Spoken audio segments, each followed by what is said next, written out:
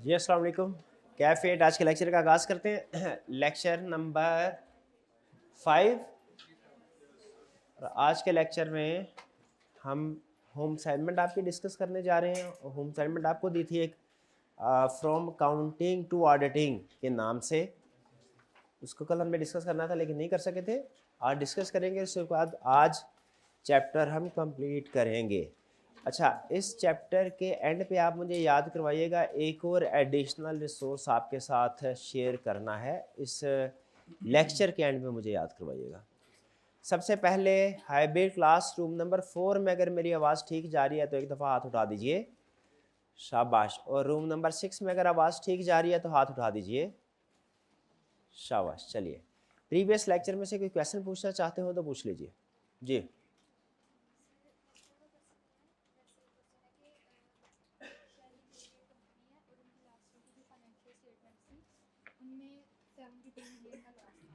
लेकिन इस ईयर उनका 5.2 बिलियन का प्रॉफिट है, तो इज इट पॉसिबल कि एक कंपनी का एक ईयर में इतना सारा चेंज आए, इतने से लॉस से प्रॉफिट पे चल जाए? अच्छा, इनका क्वेश्चन ये उन्होंने कहा सर एक कंपनी है शेल कंपनी, लास्ट ईयर में उसका कुछ लॉस था और जैसे 90 मिलियन बताया आपने, 72 मिलियन, और इस साल उसका 5.2 बिलियन प्रॉफिट है।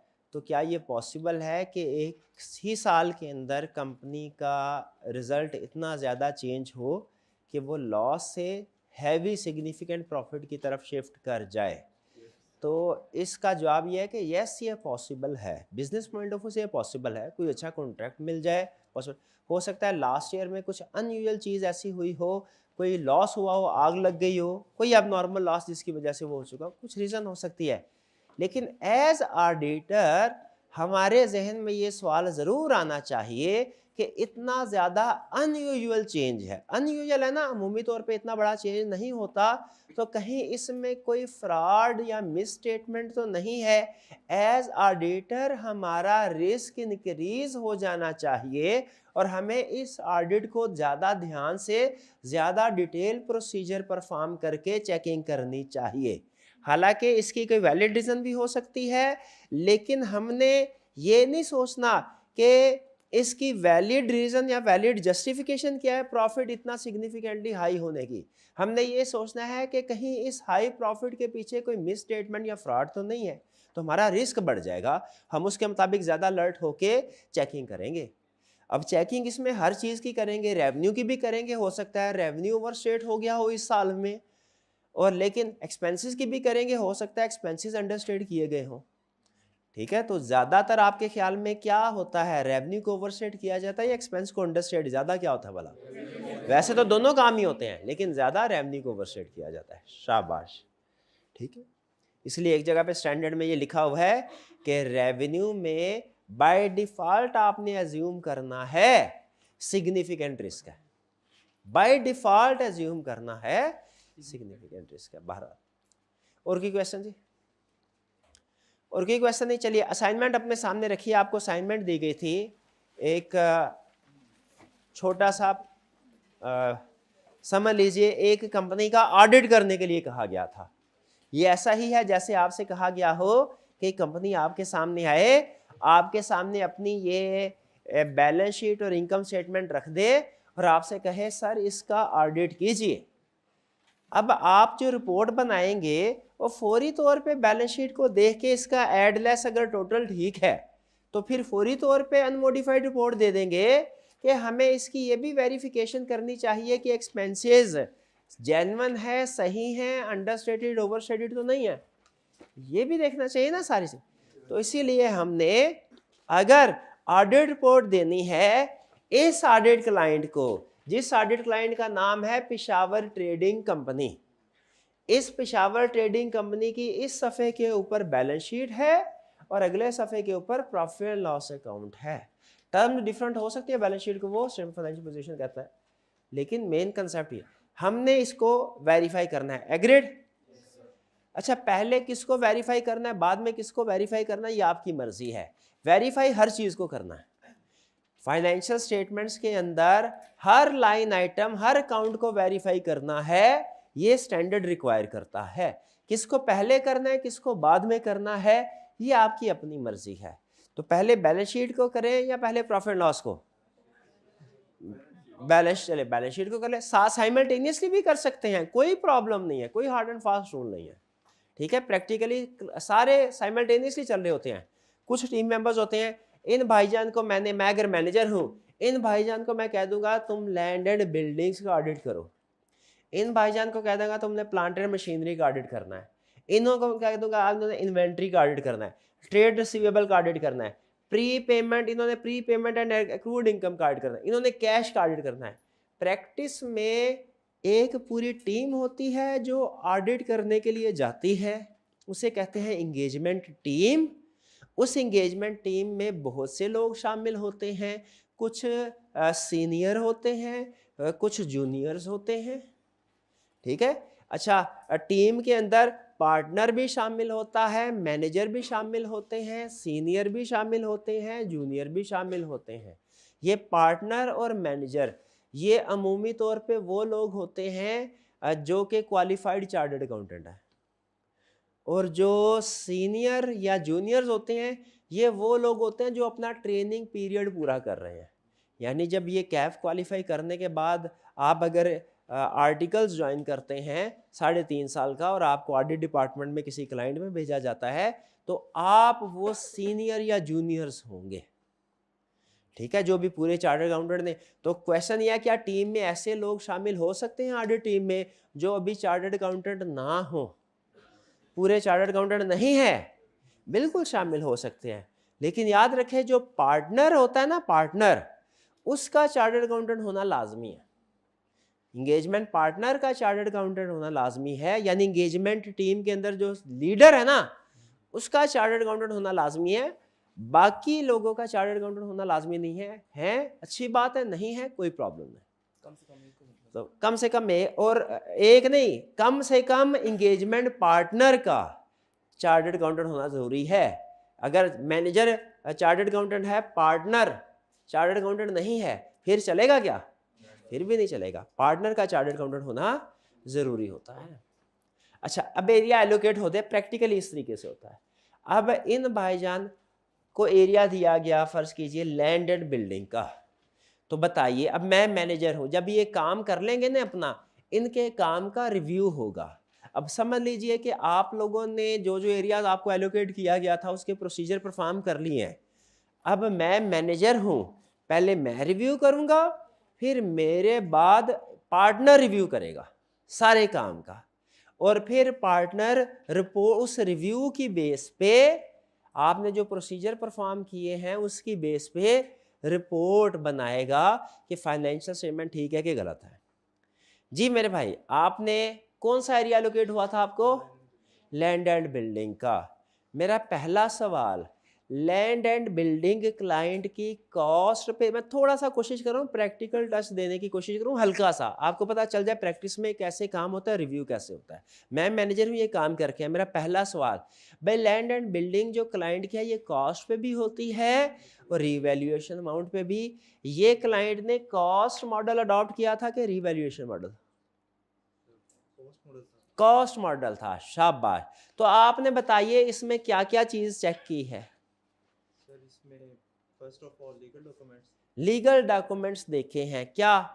लीगल डॉक्यूमेंट्स में देखा, एग्जाम में ना प्रोसीजर पूरा लिखना है, ये नहीं लिखना लीगल डॉक्यूमेंट्स देखे आधा नंबर मिलेगा। लीगल डॉक्यूमेंट्स में क्या देखा हमने? लीगल डॉक्यूमेंट्स देखे कि ओनरशिप क्लाइंट कंपनी के नाम पे हो, ये देखा। लीगल डॉक्यूमेंट्स को ऐसे देख के थोड़ी रख देते हैं। लीगल डॉक्यूमेंट्स को देखने से मुराद क्या है? उसको देख लिया, ये है इससे मुराद? नहीं, इससे मुराद है इसको पढ़ा और ये चेक किया कि क्या ये टाइटल डॉक्यूमेंट क्लाइंट कंपनी के नाम पे ट्रांसफर है कि नहीं। शाबाश। और भी कोई चीज चेक की लैंड एंड बिल्डिंग में?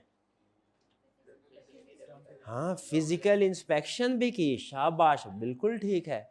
क्या कोई और भी प्रोसीजर परफॉर्म किया किस इंस्ट्रूमेंट में?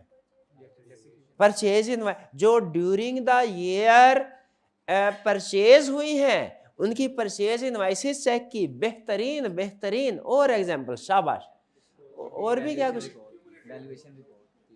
वैल्यूएशन रिपोर्ट तो यहाँ पे इररेलेवेंट हो जाएगा, क्योंकि भाई ने शुरू में बता दिया था कि कॉस्ट मॉडल क्लाइंट ने अडॉप्ट किया। रीवैल्यूएशन मॉडल होता तो मैं फिर इसी तरफ जाता, ठीक है, वैल्यूएशन रिपोर्ट की तरफ, ठीक है। हाँ, डिस्पोजल, कुछ डिस्पोज हुआ है, उसके हमने चेक किया है कि गेन या लॉस ठीक रिकॉर्ड हुआ हो, बिल्कुल ठीक है। और डेप्रिसिएशन को भी रीचेक कर लिया होगा, या डेप्रिसिएशन को प्रॉफिट एंड लॉस में चेक करें, प्रॉफिट एंड लॉस में चेक करें, ठीक है, ठीक है, ठीक है। प्लांट एंड मशीनरी, जी प्लांट एंड मशीनरी, आपने इसमें, मेरा पहला सवाल भाई, इसमें कॉस्ट मॉडल भी होता है, रिवैल्यूएशन मॉडल भी होता है, क्लाइंट ने कौन सा मॉडल अडॉप्ट किया था? वो इन्होंने कर लिया है। अब रीवैल्यूएशन बोले तो वरना तो वो रिपीट हो जाएगा ना। चले, कॉस्ट मॉडल में आपने क्या प्रोसीजर परफॉर्म किया है कि जो भी डॉक्यूमेंट्स हैं, टाइटल डॉक्यूमेंट्स, इनके इनवाइसेस वगैरह बनती हैं, वो क्लाइंट के नाम की इनवाइसेस बनी है कि नहीं, पता चले कि इनकी अपने ही एसेट्स हैं, ठीक है। और क्या प्रोसीजर परफॉर्म किया आपने? डिस्पोजल को चेक कर लिया, गेन या लॉस ठीक रिकॉर्ड हुआ है कि नहीं, और क्या किया? परचेज इनवाइसेस चेक कर ली, जो परचेज हुआ ड्यूरिंग द ईयर, बिल्कुल ठीक है, करेक्ट, ठीक है। अब चलते हैं हम नेक्स्ट लाइन आइटम, जो कि है इन्वेंट्रीज की, ठीक है। थोड़ा हाइब्रिड वालों से भी क्वेश्चन पूछ लें। इन्वेंट्री में मुझे बताइए, मेरा पहला सवाल ये कि इन्वेंट्री को स्टैंडर्ड कहता है lower of cost and NRV पे रिकॉर्ड करना है। क्लाइंट की ये इन्वेंट्री कॉस्ट पे रिकॉर्ड हुई है कि एनआरवी पे? एनआरवी पे, यानी क्लाइंट की एनआरवी कॉस्ट से कम पे थी, तो उसके लिए तो आपने पहले कॉस्ट कैलकुलेट की होगी, फिर एनआरवी कैलकुलेट की होगी, फिर दोनों को कंपेयर करके कहा गया होगा लोअर वाली पे रखो। तो कॉस्ट कैसे कैलकुलेट की? परचेज प्राइस कैसे पता चला आपको क्या थी? क्लाइंट कुछ भी लिख के दे देगा, मान लेंगे? हाँ जी, सप्लायर इनवॉइसेस, शाबाश। आप कहेंगे सर मैंने कॉस्ट चेक की सप्लायर इनवॉइसेस की मदद से, ठीक है जी। कॉस्ट कैसे चेक की? आवाज आ रही थी? ठीक आ रही थी? तो बताइए कॉस्ट कैसे चेक की इन्वेंट्री की? सप्लाई। अब वो सवाल जो आई कैप ने एग्जाम में 2-3 दफा पूछा है, एनआरवी इन्वेंट्री की आपने कैसे कंफर्म की, क्या होगी? मार्केट में जाके क्या देखा, पूरा प्रोसीजर बोला करे ना, प्रोसीजर सेल्फ एक्सप्लेनेटरी होना चाहिए। हाँ, हमने मार्केट में जाके क्या देखा कि इसकी मार्केट वैल्यू क्या है, कॉस्ट ऑफ कंप्लीशन क्या है। अच्छा, ये आप डेफिनेशन की तरफ आ गए हैं, मुझे सीधी सी बात बताइए, आसान तरीन हल, क्या ये ना देख लिया जाए ईयर एंड के बाद ये इन्वेंट्री किस प्राइस पे सेल हुई है? भाई ईयर एंड के बाद ये क्या होता है, एस्टिमेटेड सेलिंग प्राइस ही होता है ना, एनआरवी। तो अगर इन्वेंट्री आपकी कंप्लीट हो चुकी है, फिनिश गुड है फॉर एग्जांपल, तो जो ईयर एंड के बाद जिस प्राइस पे सेल हुई है वही तो उसकी एनआरवी है, वो देख ले। या रिसेंटली जिस प्राइस पे सेल हुई है वही इसकी एनआरवी होगी, ठीक है। भाई मोटरसाइकिल्स मौजूद है हमारे स्टॉक में, बनी हुई हैं, अब उनकी एनआरवी क्या है? या तो जो लास्ट मोटरसाइकिल जिस रेट पे सेल हुई है वो देख लें, वही मार्केट प्राइस होगी, या ईयर एंड के बाद वेरी नेक्स्ट जो मोटरसाइकिल सेल हुई है वो जिस प्राइस पे सेल हुई है वो उसकी एनआरवी होगी, ठीक है जी। इससे हमें पता चल गया इन्वेंट्री लोअर ऑफ कॉस्ट और एनआरवी में, बिल्कुल ठीक। चलिए आगे चलते हैं, ट्रेड एंड अदर रिसीवेबल्स। अच्छा, ये इसके आगे है चैप्टर। चैप्टर का मतलब चैप्टर की बजाय उसे शायद लिखना चाहिए था, उसने चैप्टर बेसिकली इसलिए लिखा शायद उस बुक में ये रेलिवेंट चैप्टर में डिस्कस हुए। प्रैक्टिस में यहाँ पे लिखा जाता है नोट्स, और नीचे नोट्स टू अकाउंट्स का रेफरेंस आता है, नोट नंबर 9, नोट नंबर 4, 7। तो क्या वो नोट्स भी साथ साथ हमने चेक करने होते हैं? क्या नोट्स भी वेरीफाई करने हैं? बिल्कुल वेरीफाई करने होते हैं। जैसे आपको याद होगा कि फिक्स एसेट का शेड्यूल कभी बनाया आपने, फिक्स एसेट का नोट, हाँ, फिक्स एसेट के नोट में वो एडिशन भी होते हैं, डिस्पोजल भी होते हैं, डेप्रिसिएशन भी, वो सारी चीजें भी इसका मतलब है हम फिक्स एसेट में चेक करते हैं। ट्रेड एंड अदर रिसीवेबल, ये कैसे चेक करेंगे?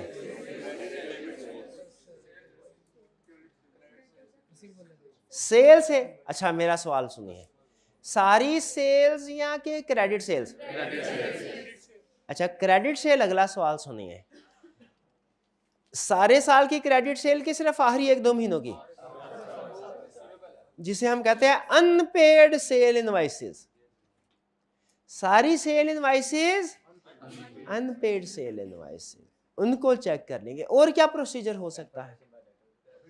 डायरेक्ट कॉल भी कर सकते हैं। डायरेक्टर से हम डेटर से हम पूछ भी सकते हैं कि बताइए आपके मुताबिक कितने पैसे हैं, उसे हम कहते हैं कंफर्मेशन लेना।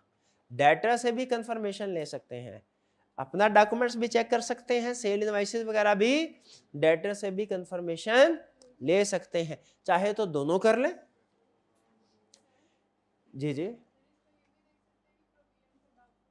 हाँ, क्या इसमें प्रोविजन फॉर बैड डेट को भी चेक कर सकते हैं? बिल्कुल चेक कर सकते हैं, क्योंकि प्रोविजन फॉर बैड डेट भी तो इसी में से ही लेस होगी।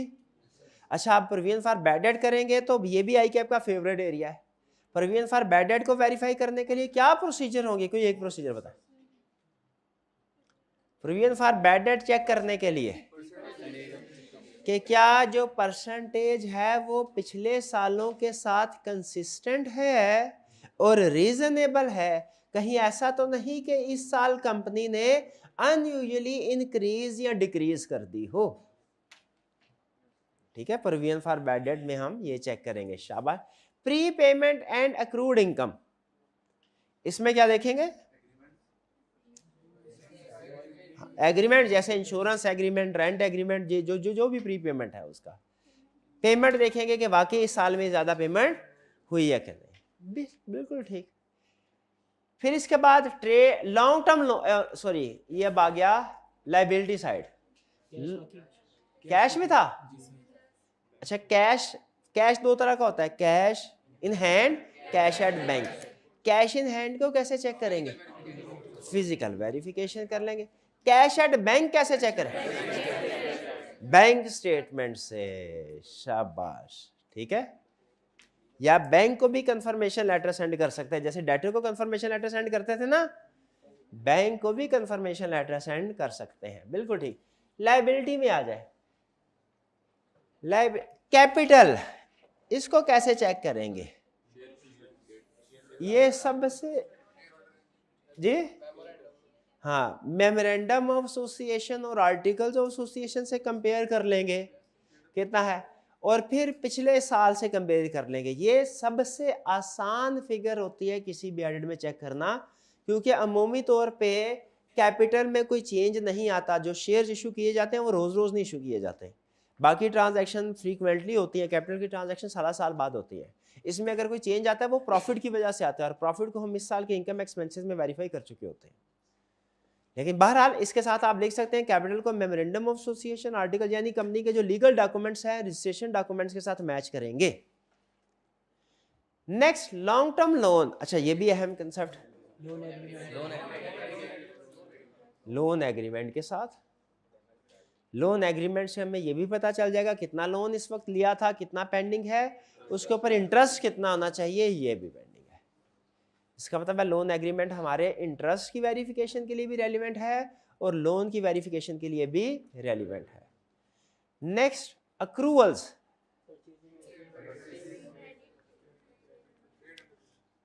हाँ, अब ये भी अगेन एग्रीमेंट देख लेंगे या बिल्स वगैरह देख लेंगे। जैसे अमूमी तौर पे इसमें यूटिलिटी बिल्स होती हैं जो अनपेड होते हैं, पानी बिजली गैस वगैरह, उसका बिल देख लेंगे, बिल की जो अमाउंट है उतनी अक्रूवल होनी चाहिए। Short term borrowing bank overdraft, ये भी इसी तरीके से बैंक स्टेटमेंट से, और इसका भी लोन एग्रीमेंट होता है, याद रखें। शॉर्ट टर्म लोन का भी एग्रीमेंट होता है, लॉन्ग टर्म लोन का भी एग्रीमेंट होता है, इसको भी देखेंगे। क्लियर जी? आगे चलते हैं। अच्छा, नेक्स्ट है अब हमारा इनकम स्टेटमेंट। तो जरा बताइए इसमें रेवेन्यू, इसको कैसे चेक करेंगे? सेल इनवाइसेस के साथ। शाबाश। ओपनिंग इन्वेंट्री, ओपनिंग इन्वेंट्री में याद रखें हमारे सिलेबस की हद तक हमने सिर्फ इतना काम करना है, देखना है कि पिछले साल का क्लोजिंग स्टॉक ही इस साल का ओपनिंग स्टॉक है कि नहीं है। हाँ, अगर आपका दिल करे कि ज्यादा काम करना है तो फिर जो, अगर तो पिछले साल का ऑडिट हमने ही किया है तो पिछले साल के वर्किंग पेपर में इसका एविडेंस मौजूद होगा, उसको आप देख सकते हैं। रीचेक करने की जरूरत नहीं है क्योंकि ऑलरेडी हमारे पास एविडेंस मौजूद है। कहाँ मौजूद है? पिछले साल की डॉक्यूमेंट्स में। और अगर पिछले साल का ऑडिट किसी और ने किया है, किसी और फर्म ने किया है, तो फिर हम उससे रिक्वेस्ट कर सकते हैं कि सर आपके पास ये जो पिछले साल का क्लोजिंग स्टॉक है इसके वेरिफिकेशन के डॉक्यूमेंट्स होंगे, वो जरा हमें भिजवा दीजिए। ठीक है, वो हमें भिजवा दीजिए, हम उसको चेक कर लेंगे, हमारे पास भी एविडेंस आ जाएगा। दोनों ऑप्शन मौजूद हैं। आप फिलहाल बेसिक लेवल है ना, सिर्फ इतना जहन में रखिए कि ओपनिंग इन्वेंट्री का मतलब क्या होगा?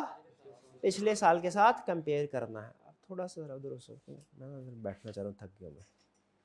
जज़ाकल्लाह, थोड़ा सा मौजूद होगी। जज़ाकल्लाह। नजर आ रहा है आपको? अच्छा, अब आगे चलते हैं। ओपनिंग के बाद परचेजेस, परचेजेस को कैसे वेरीफाई करना है?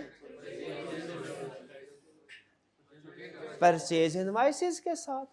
परचेज, अच्छा, अकाउंटिंग में आपको ये सिखाया गया है कि सेल्स की ट्रांजैक्शन के कितने स्टेप्स होते हैं, परचेज की ट्रांजैक्शन के कितने स्टेप्स होते हैं? ये सिखाया गया है कहीं पे? इंट्रोडक्शन टू अकाउंटिंग में क्या सिखाया गया था, जरा मुझे बताइएगा। सेल्स की ट्रांजैक्शन के बारे में बताइए। हाँ, शाबाश। पहले कस्टमर का ऑर्डर आता है, कस्टमर आता है, फिर क्या होता है? कोटेशन सेंड करते हैं। कोटेशन सेंड करते हैं, बेहतरीन। फिर क्या होता है? कस्टमर एक्सेप्ट कर लेता है, अगर वो क्या हो जाता है? निगोशिएशन हो गई, एक्सेप्ट हो गया। उसके बाद गुड्स डिस्पैच की जाती हैं, गुड डिस्पैच नोट बनता है। शाबाश। फिर कस्टमर को गुड्स रिसीव होती हैं, वो अपनी एक्नॉलेजमेंट भेजता है। शाबाश। फिर इसके बाद सेल इनवाइस बनती है, और सेल इनवाइस के बाद वो सेल इनवाइस रिकॉर्ड होती है। डेटर्स डेबिट, सेल्स क्रेडिट, ये स्टेप्स होते हैं। नहीं पढ़े हुए हैं आपने? मुझे नहीं लगता पढ़े हुए। आपने नहीं बताया, एक स्टूडेंट ने कोई 2-3 बताए, इधर से 1-2 स्टूडेंट ने, बाकी भूल के कोई बात नहीं। परचेजेस के भी स्टेप्स क्या आपने पढ़े हुए हैं? अच्छा, ये किस में थे मुझे बताएं? इसमें इंट्रोडक्शन टू अकाउंटिंग में थे। हाँ, इसी को फिर मैं दोबारा देखता हूँ, किस चैप्टर में थे? चैप्टर 2 में। हाँ, वहाँ से नोट्स निकाल के आपके सामने रखूंगा ताकि आपको याद आ जाए। अच्छा, तो अब मुझे बताइए परचेजेस के भी क्या उसमें स्टेप्स थे? परचेजेस के क्या स्टेप्स थे? कोटेशन लेते हैं। शाबाश। कम से कम कितने लोगों से कोटेशन लेनी चाहिए? बेहतरीन। सुन्नत भी यही है ना, 3 कोटेशन। अच्छा, कोटेशन, इसके बाद कंपैरिजन करते हैं, जिसका सबसे कम हुआ उसको हम परचेज ऑर्डर इशू कर देते हैं, एग्रीमेंट कर लेते हैं। फिर इसके बाद गुड्स रिसीव होती हैं तो क्या करते हैं? हाँ, acknowledgement letter, good receipt note बोलते थे उसको गुड रिसीट नोट बोलते हैं, जीआरएन प्रिपेयर कर देते। नहीं, गलत है ये, सही नहीं। जीआरएन प्रिपेयर करते हैं, फिर इसके बाद क्या होता है? गुड्स डिलीवर होगी, उसके बाद ही जीआरएन दिया बहन, पहले थोड़ी दे देंगे जीआरएन। वो गुड्स डिलीवर लेके फिर जीआरएन देंगे ना उसको, कि पहले जीआरएन देंगे, ये ले जा भाई, चीजें बाद में बेचता रहे, वो ना फिर चीजें भेजे, जीआरएन दे दे। अच्छा, चीजें आगे, जीआरएन हमने इसको इशू कर, फिर इसके बाद सप्लायर इनवाइस देता है, सप्लायर इनवाइस आती है। सप्लायर इनवाइस आने के बाद क्या होगा? रिकॉर्डिंग हो जाएगी। एंट्री क्या पड़ती है फिर? Purchases debit, creditors credit. यूं ही मेरा दिल किया, मैंने कहा चले पूछ लो परचेज। अच्छा, क्लोजिंग इन्वेंट्री क्या किया जी आपने? क्लोजिंग इन्वेंट्री में आपने क्या किया? फिजिकल काउंट कर लिया उसका। कि वो मौजूद है कि नहीं है। फिजिकल काउंट से पता चल जाएगा। बेहतरीन, बिल्कुल ठीक है। आगे चलते हैं। ग्रॉस प्रॉफिट, इसकी वेरिफिकेशन का कोई प्रोसीजर नहीं है, बताएं क्यों? क्योंकि ये सिर्फ प्लस माइनस है, कैलकुलेशन है। कुछ ज़्यादा से ज़्यादा आप ये में से ये माइनस करके देख लें आता है कि नहीं आंसर, बस। ये अलहदा से कोई area line item T count नहीं है। ग्रॉस प्रॉफिट का कोई टी काउंट नहीं होता।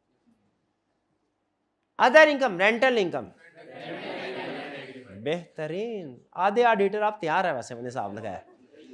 Wages and salaries, payroll sheet जिसपे सारे एम्प्लॉयज के नाम आ रहे होते। चले अब मैं, आप चूंकि आसानी से बता रहे हैं इसलिए मैं अब क्वेश्चन को मुश्किल कर देता हूं। मैं एक फ्रॉड बताता हूं। मेरी ऑर्गेनाइजेशन में एक फ्रॉड हो रहा है, आपने मुझे बताना है कि मैं कैसे इस फ्रॉड को रोक सकता हूं। अब मैं क्लाइंट हूं, मैं आपको बताऊं सर हमारी ऑर्गेनाइजेशन में फ्रॉड हो रहा है। क्या कि कुछ एम्प्लॉयज फेक हैं, वो पेरोल शीट में उनका नाम लिखा गया है, एक्चुअल में वो एग्जिस्ट नहीं करते। हर महीने उनको सैलरी जा रही है, पता नहीं कौन आके सैलरी ले जाता उनको। शाबाश, एम्प्लॉयज को बुला के उनको चेक कर ले। इनको हम कहते हैं फिजिकल इंस्पेक्शन कर ले।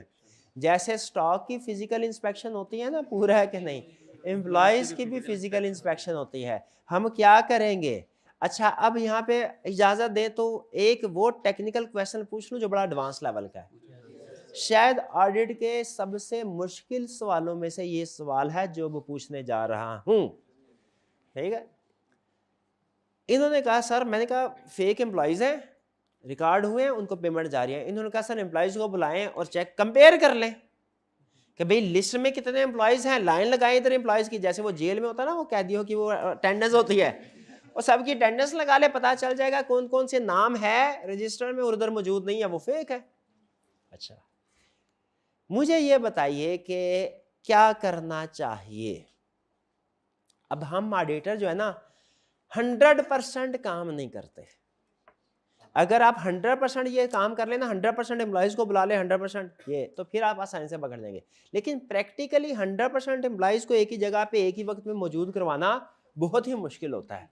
और खास तौर पे ऑडिटर कहे ना तो वो कहते हैं सर हम बिजनेस करें कि आपको चेकिंग करवाएं। चेकिंग करें जरूर, लेकिन हमारा बिजनेस तो कंप्रोमाइज ना करें। तो हम ना 100% काम नहीं करते अपने प्रोफेशन में, हम सैंपल बेस पे काम करते हैं। सैंपल बेस का मतलब होता है चंद एक को सेलेक्ट करके देखना, अगर कोई मसला निकले तो फिर ज्यादा को सेलेक्ट करना है, अगर कोई मसला नहीं हुआ तो चंद एक को सेलेक्ट करके हमने रिपोर्ट दे दिया। यह है सैंपल बेस पे काम करना। अगर मैंने सैंपल बेस पे काम करना है लेकिन फेक एम्प्लॉयज को पकड़ना है तो मुझे क्या करना चाहिए? 2 स्टेप्स बता रहा हूं, 2 प्रोसीजर, एक सही है एक गलत। आपने बताना है कौन सा सही है और कौन सा गलत। पहला प्रोसीजर देखिए, मेरे पास एक लिस्ट है, सैलरी शीट, पेरोल शीट, जिसकी बेस पे पेमेंट हुई है। मेरे पास फिजिकल एम्प्लॉयज हैं, फर्स्ट कीजिए सारे फिजिकल एम्प्लॉयज हैं, और ये मेरे पास लिस्ट है, और मैंने ये देखना है कि इसमें कौन से ऐसे हैं जिनको फेक हैं, पेमेंट हो रही है, वो एक्चुअली मौजूद नहीं है। स्टेप नंबर 1, मैं सैंपल बेस पे जो एम्प्लॉयज मौजूद हैं इन एम्प्लॉयज को सेलेक्ट करूंगा और देखूंगा इनका नाम लिस्ट में आ रहा है कि नहीं। भाई आपका एम्प्लॉयमेंट नंबर क्या है? 732 आ रहा है। एक ये है, बस समझ रहे हैं? ये डोर का सिरा क्या है? सिरा है फिजिकली जो मौजूद है, और ट्रेसिंग कहां कर रहा हूं? लिस्ट में। फिजिकल से लिस्ट में, एक तरीका ये। दूसरा तरीका क्या है? मैं सैंपल बेस पे जो लिस्ट में एम्प्लॉयज मौजूद हैं उनको सेलेक्ट करूं और कहूं एम्प्लॉय नंबर 321 किधर है जी? एम्प्लॉय नंबर 321, ठीक है। ये 325 किधर है? 325 किधर है? और 325 नहीं। मुझे बताइए इसमें और पहले वाले में फर्क क्या है भला? पहले डोर एक ही है, सिरा फर्क है। पहले फिजिकल एम्प्लॉय को सेलेक्ट करके देख रहा था लिस्ट में मौजूद है कि नहीं। होंगे ही होंगे। अब वो तो होंगे ही हमेशा। हाँ, ये चीज ये सुनना चाह रहा। अब लिस्ट में से सैंपल सेलेक्ट करके देख रहा हूँ फिजिकली है कि नहीं। अगर मेरा मकसद फेक एम्प्लॉयज को पकड़ना है, मेरा कौन सा प्रोसीजर रेलिवेंट है, पहले वाला दूसरा? सेकंड वाला। शाबाश शाबाश, बिल्कुल ठीक, बिल्कुल दुरुस्त। मुझे एक्सपेक्टेड नहीं था लेकिन बिल्कुल दुरुस्त जवाब दिया ऐसे, क्योंकि फेक एम्प्लॉय इधर है, फेक एम्प्लॉय इधर नहीं है। डोर एक ही है, इधर से उधर जाएं या उधर से इधर जाएं, लेकिन ये तरीका वारदात फर्क है, तरीका वारदात फर्क है, इससे फर्क एविडेंस होता है। इसका मतलब है हमारे ऑडिट में ए से बी जाएं तो एविडेंस कुछ और है, बी से ए की तरफ आए हैं एविडेंस कुछ है। ये याद रखना है, ए से बी, बी से ए लिख ले।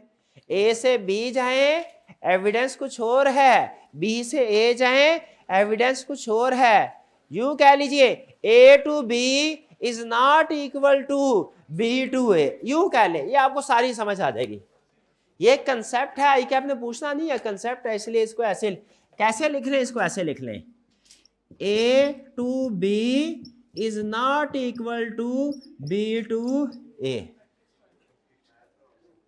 अच्छा, मैट्रिक्स में भी ऐसे होता था।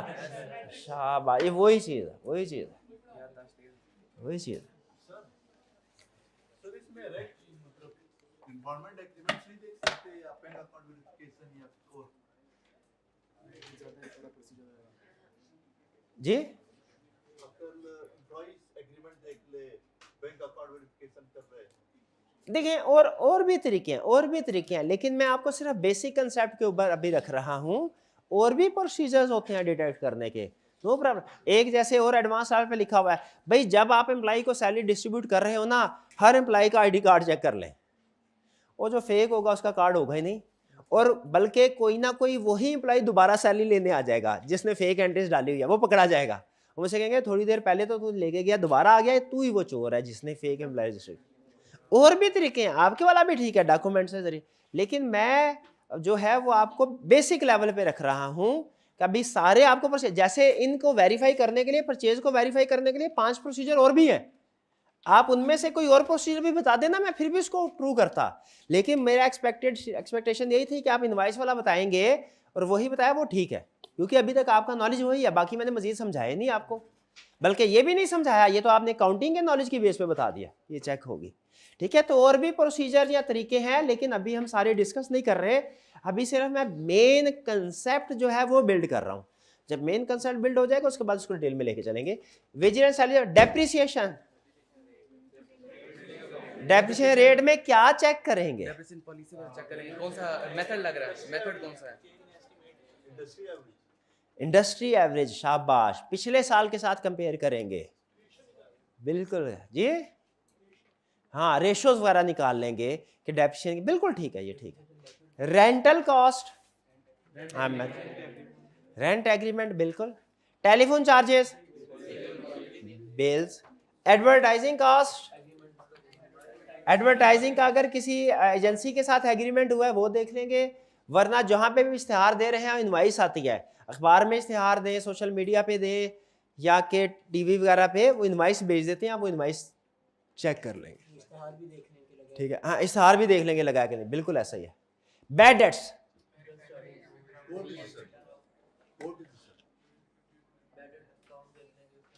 हाँ, बैड डेट में देखें कौन कौन से डेटर बैड हुए हैं। इसमें बाज़ का जो डिफॉल्ट हुए हैं वो कोर्ट प्रोसीडिंग लिक्विडेशन के जरिए से होते हैं, वो कोर्ट ऑर्डर देख लेंगे, या लिक्विडेटर ने जो अमाउंट कहा हुआ है कि हम पे नहीं कर पाएंगे वो देख लेंगे।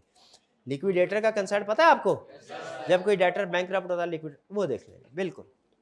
तो ये हमने 1 बाय 1 जो एक टिपिकल फाइनेंशियल स्टेटमेंट के डिफरेंट एरियाज होते हैं, हर एरिया के एक एक प्रोसीजर को पढ़ लिया।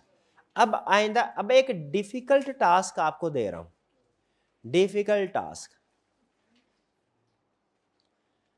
आप आइंदा जब कभी कोई भी काउंटिंग का क्वेश्चन करें ना, उसमें कोई भी अकाउंट आए तो पहले अकाउंटिंग कर लेनी है उसकी सारी, जैसे वो अकाउंटिंग सिखाई जाती है। जब क्वेश्चन कंप्लीट हो जाए उसके बाद आगे चलने से पहले एक दफ़ा आपने सोचना है कि अगर ये जिस कंपनी का मैं ऑडिट करने जाऊं ये वहां पे शामिल हो तो मैं इसे कैसे वेरीफाई करूंगा।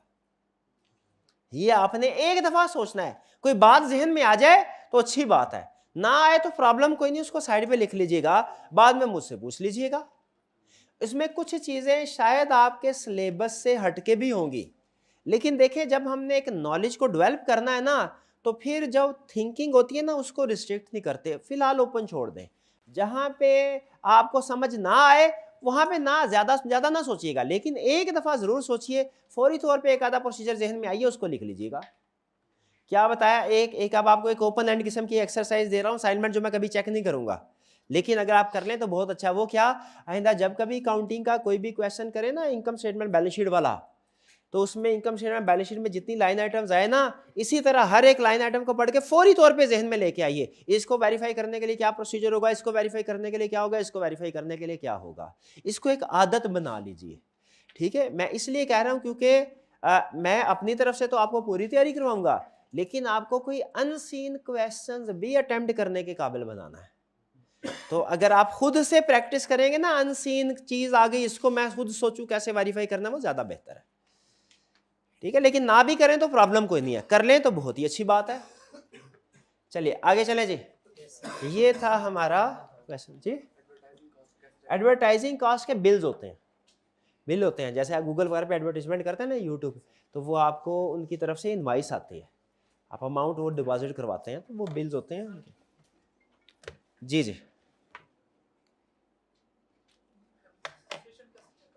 डेप्रिसिएशन कैसे चेक करेंगे, डेप्रिसिएशन में हम डेप्रिसिएशन का मेथड और डेप्रिसिएशन का रेट चेक कर लेंगे। वो पिछले सालों के साथ कंसिस्टेंट होना चाहिए, कंपनी की पॉलिसी के साथ, उसके यूज़ के साथ, कि वो कितना अरसा इस्तेमाल करते हैं उसके मुताबिक कंसिस्टेंट होना चाहिए।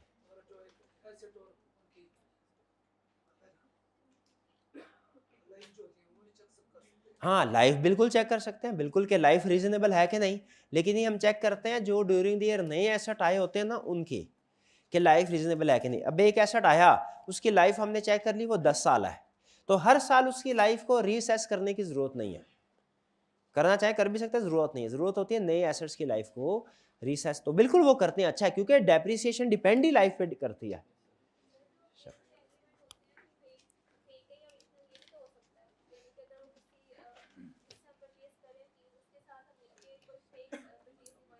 हाँ बिल्कुल, क्या मैनेजमेंट जो हम डॉक्यूमेंट्स चेक कर रहे हैं ये फेक नहीं हो सकते, ये बिल्कुल फेक भी हो सकते हैं मैनेजर। हाँ, वो कैसे चेक करेंगे, देखिए हम इस काबिल होते हैं। मुझे एक छोटी सी बात बता दीजिए, आपको अगर ईदी दी जाए, फॉर एग्जांपल आपके अंकल आए घर में, उन्होंने आपको ईदी दी 1000 रुपये का नोट, ठीक है, और आपने 1000 रुपया ले लिया, बहुत खुश, आपने अंकल जाने लगे, आपने अंकल से कहा अंकल आपने ईदी दे दी, ईद मुबारक तो कहा ही नहीं। अंकल कहने लगे कोई बात नहीं, वो नोट के ऊपर लिखा हुआ है, चेक कर लेंगे कि नहीं, जाली है कि ओरिजिनल है, चेक कर लेंगे कि नहीं, शाबाश, चेक कर लेंगे। ज्यादातर केसेस में डॉक्यूमेंट्स फेक होना तो चेक कर लेते हैं। फेक डॉक्यूमेंट के कैरेक्टरिस्टिक्स होते हैं, आप प्रैक्टिस में जाके और कुछ जगहों पे हमारे बुक में भी सीखेंगे कि फेक डॉक्यूमेंट्स के क्या साइन होते हैं। फेक नोट का सबसे बड़ा साइन पता क्या होता है, वो नया होगा, वो नया होगा, नए में फेक का रिस्क ज्यादा होता है। और भी है, मतलब ये नहीं मैं क्या कंफर्म है, एक इंडिकेशन ही है, तो हमें अंदाजा हो जाता है।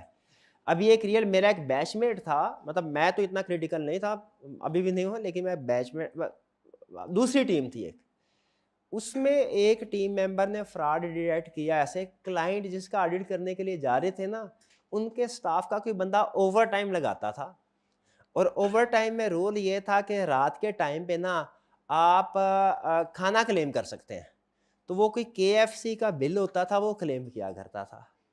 अब देखें, अब ये 2-3 मैं थोड़ा सा ना फैब्रिकेशन के साथ आपके सामने, रियल फैक्ट्स जो हैं वो तो हैं बेसिक फैक्ट्स सेम, थोड़ा सा।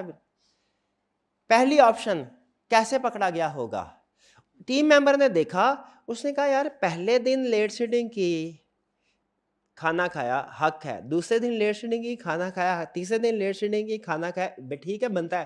पहले तो उसने ये देखा इसको लेट शेडिंग करने की अप्रूवल किसी ने दिया कि नहीं, वो देखा अप्रूवल। बाज़ औक़ात ऐसे भी होता है कि लेट शेडिंग की जरूरत नहीं होती, लोग लेट बैठ जाते हैं, खाना खाने को मिलेगा, ऐसे भी होता है। अप्रूवल थी, ठीक है।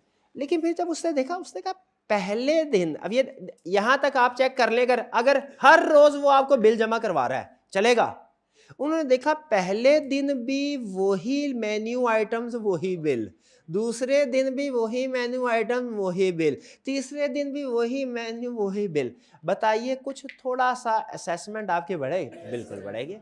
उधर डेट्स और टाइम लिखी होती हैं, तो हम जब डॉक्यूमेंट्स चेक करते हैं ना, याद रखिए सिर्फ अमाउंट नहीं चेक करनी होती, हमने दूसरी चीज़ें खासतौर पर डेट्स भी चेक करनी होती है। अगर डेट सेम है एक, इसका मतलब है एक ही डेट का बिल वो कई दफ़ा लेके आ रहा है।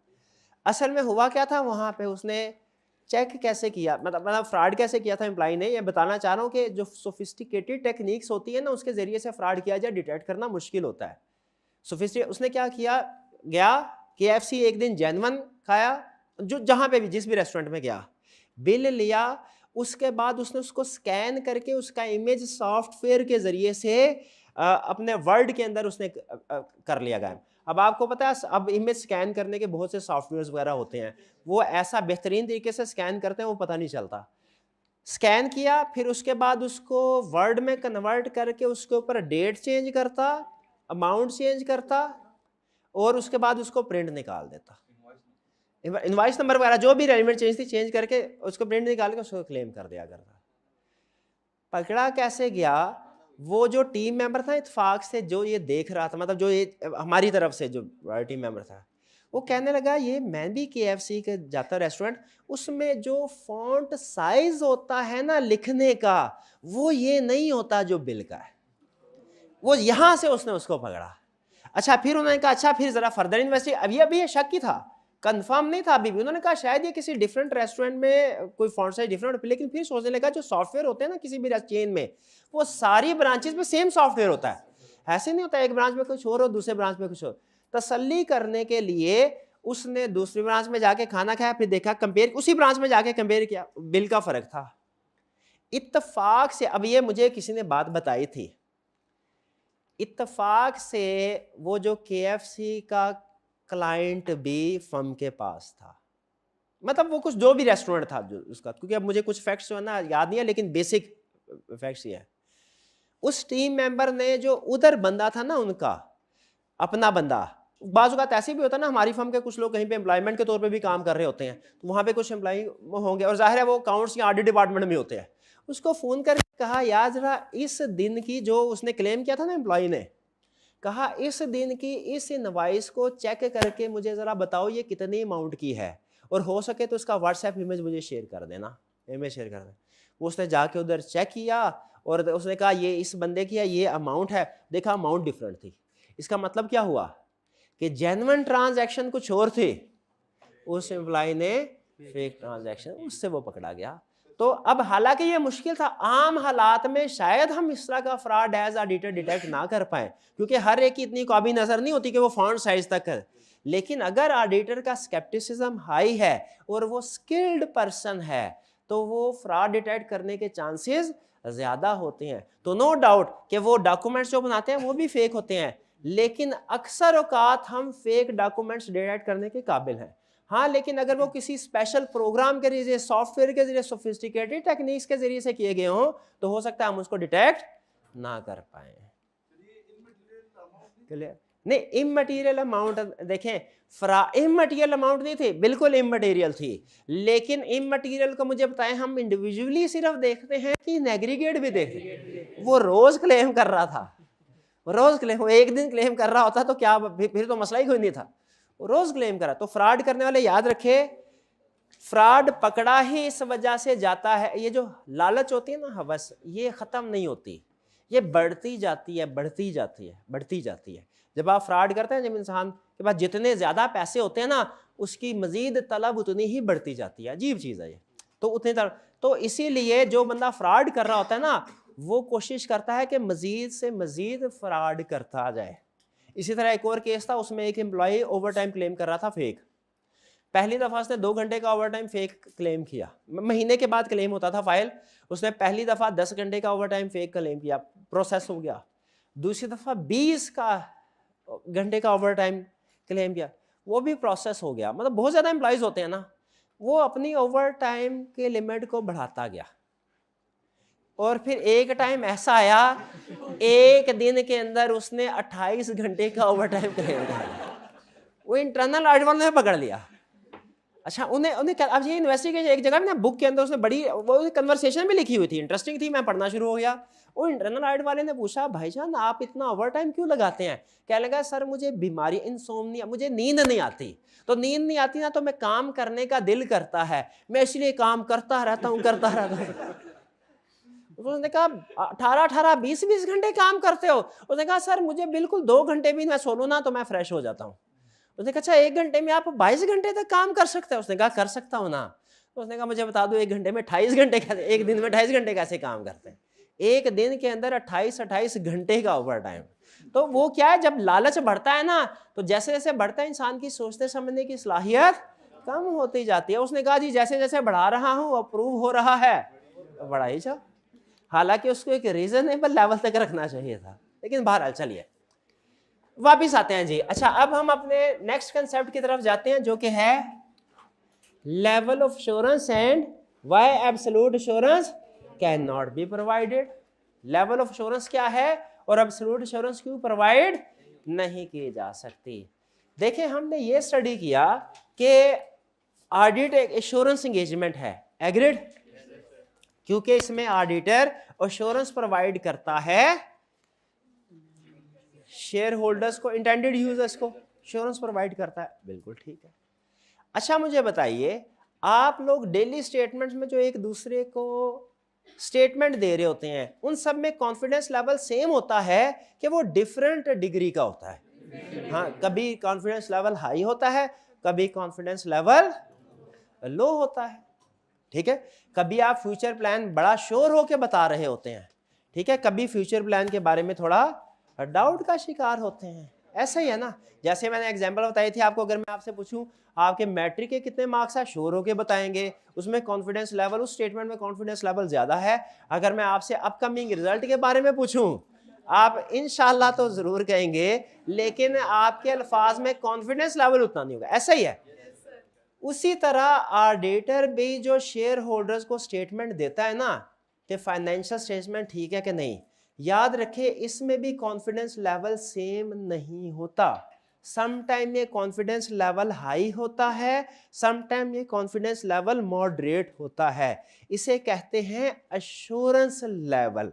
एश्योरेंस लेवल का मतलब है वो डिग्री ऑफ कॉन्फिडेंस जिसके साथ ऑडिटर शेयर होल्डर्स को बताता है कि फाइनेंशियल स्टेटमेंट ठीक है या के गलत है। ये कंसेप्ट रिलेट करता है आपके स्टैट में, आपने एक चैप्टर पढ़ते होंगे कॉन्फिडेंस लेवल का, शायद हाइपोथेसिस टेस्टिंग का। हाइपोथेसिस टेस्टिंग में एक होता था 95%, डिफरेंट कॉन्फिडेंस लेवल होते थे ना, एक होता था 95% कॉन्फिडेंस लेवल, एक होता था 99% कॉन्फिडेंस लेवल। भी फर्क होता है। जब कोई हाइपोथेसिस यानी स्टेटमेंट आप 95% कॉन्फिडेंस लेवल के साथ देते थे तो उसका मतलब क्या होता था कि आप 95% श्योर होके कह रहे हैं कि ये हाइपोथेसिस ठीक है। 95% श्योर है, 5% अभी भी चांस है, चांस ऑफ एरर। वो क्या अल्फा उसको कहते थे, अल्फा चांस जो भी कहते थे, हाँ हाँ, तो वो है चांस ऑफ एरर। और अगर 99% कॉन्फिडेंस लेवल के साथ कोई स्टेटमेंट देते थे तो इसका मतलब है 99% श्योर है कि वो ठीक है, 1% अभी भी चांस है कि गलत हो। अच्छा सोच के मुझे बताइएगा, अब यहाँ पे कंसेप्ट आ गया, क्या 100% कॉन्फिडेंस लेवल होता था हाइपोथेसिस टेस्टिंग में? पक्की बात है, नहीं होता था, बिल्कुल ठीक है। उसी तरह वापिस आ जाइए, एज ऑडिटर भी हम different level of assurance provide करते हैं क्लाइंट को, ठीक है। अब मैं इसके टेक्निकल नाम नहीं बताऊंगा, पहले समझने समझाने वाला कंसेप्ट, फिर किताबों वाला कंसेप्ट। समझने समझाने वाला कंसेप्ट क्या है, हमारे पास 3 तरह के एश्योरेंस लेवल हैं। शेयर होल्डर आके हम ऑडिटर को कहते हैं सर फाइनेंशियल स्टेटमेंट्स को जरा चेक तो कर दें। हम कहते हैं ठीक है, कितने % कॉन्फिडेंस लेवल के साथ चाहिए आपको चेकिंग? क्लाइंट कहता है सर कितने % कॉन्फिडेंस है, कितने लेवल आप बताइए तो सही, फिर हम उसमें से सेलेक्ट करेंगे। हमने कहा हम ऑडिटर है, हमने कहा सर मेन्यू में 3 ऑप्शंस हैं। Number 1 100% confidence level, assurance level 100% assurance level, number 2 95% assurance level, number 3 70% assurance level. ये परसेंटेज सिर्फ आज के लेक्चर के हैं, आज के लेक्चर के बाद आपने परसेंटेज यूज नहीं करनी जब टेक्निकल टर्म में कन्वर्ट हो जाएंगे। अभी परसेंटेज में क्वांटिफिकेशन के साथ कंसेप्ट आसानी से इंशाल्लाह समझ आ जाएगा। तो उन्होंने कहा फर्क क्या है? मैं कहा सर 70% कॉन्फिडेंस लेवल सेलेक्ट करेंगे ना तो हम फाइनेंशियल स्टेटमेंट की चेकिंग फिर भी करेंगे, सबकी करेंगे, लेकिन हमारा चेकिंग लगभग 70% के करीब ट्रांजैक्शंस होंगी, 70% के करीब अमाउंट्स होंगी। यानी हम 70% श्योर होके कह रहे होंगे फाइनेंशियल स्टेटमेंट ठीक है, 30% अभी भी चांस होगा कि उनमें कुछ ना कुछ अनडिटेक्टेड मिस स्टेटमेंट रह जाए।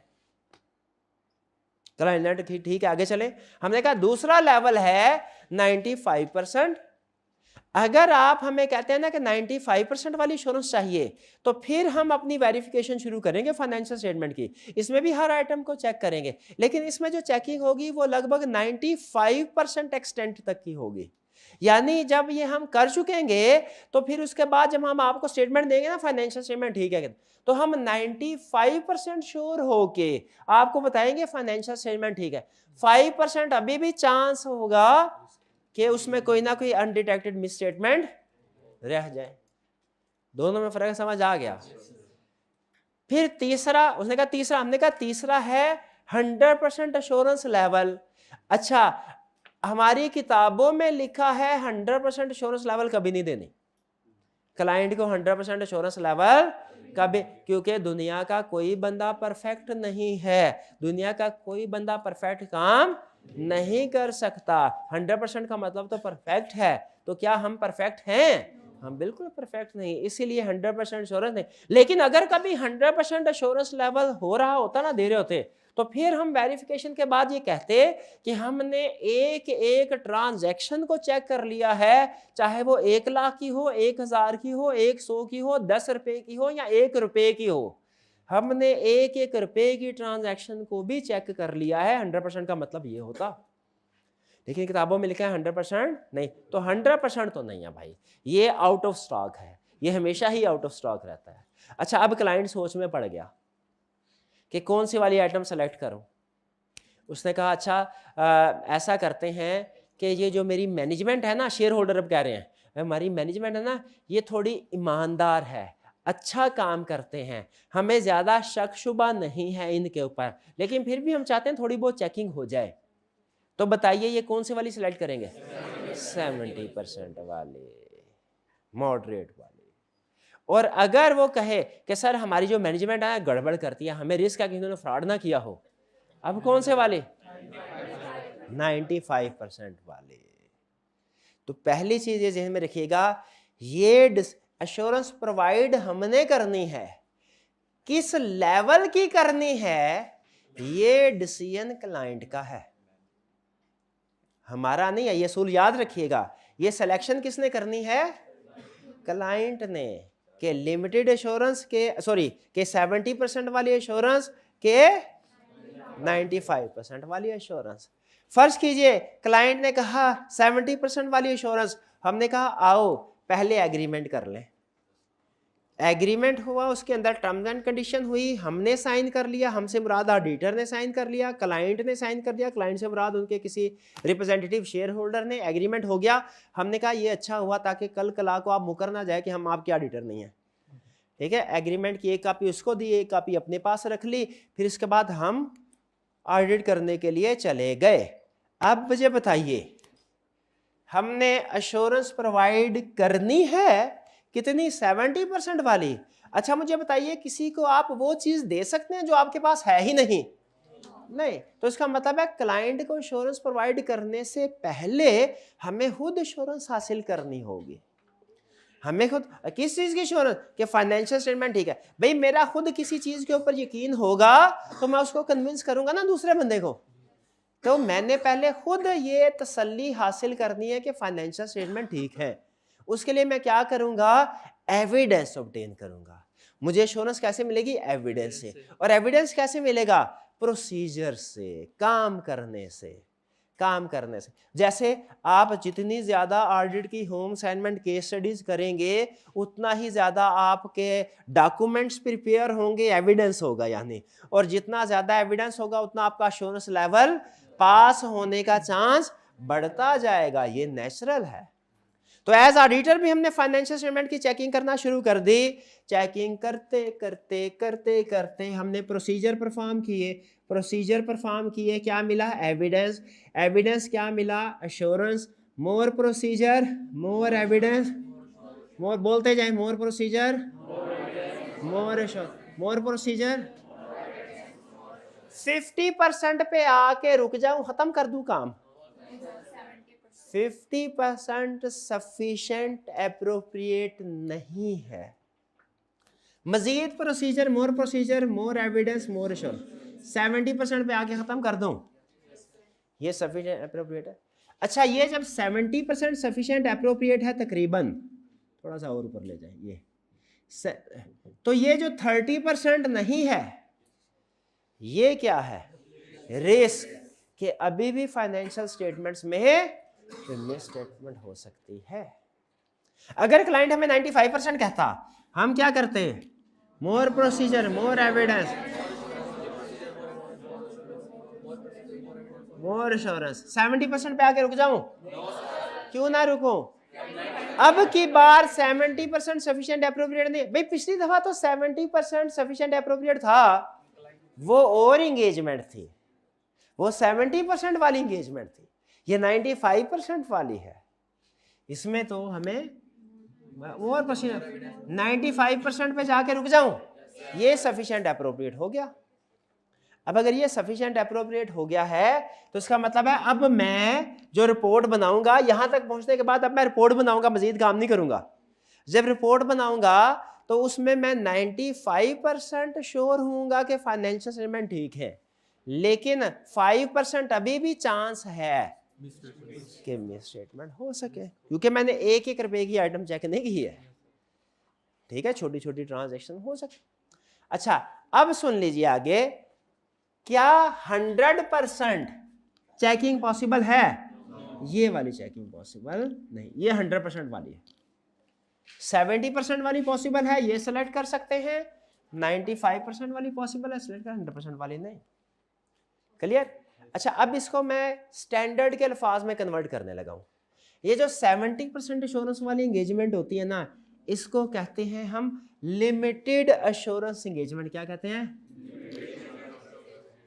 या कहते हैं मॉडरेट एश्योरेंस, या कहते हैं नेगेटिव एश्योरेंस। लिमिटेड, मॉडरेट या अल्टरनेट नेम्स हैं, याद कर लें, कहीं ये ना हो कि हम लिमिटेड याद करते रहे, वो नेगेटिव पूछ ले। वो लिमिटेड, मॉडरेट या negative.